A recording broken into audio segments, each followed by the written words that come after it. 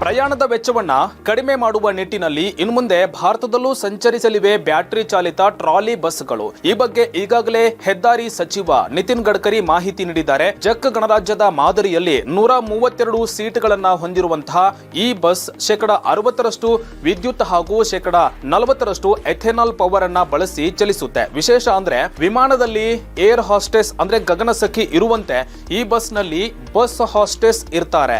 ಈ electric bus ring ರಸ್ತೆಯಲ್ಲಿ 49 kilometre ಸಂಚರಿಸುತ್ತೆ. ಸಂಪೂರ್ಣ ಪರಿಸರ ಸ್ನೇಹಿ ಆದ ಈ ಬಸ್ನ ಪ್ರಯಾಣ ವೆಚ್ಚ ಡೀಸೆಲ್ ಬಸ್ಗಿಂತಲೂ 30% ಕಡಿಮೆ ಇರಲಿದೆ.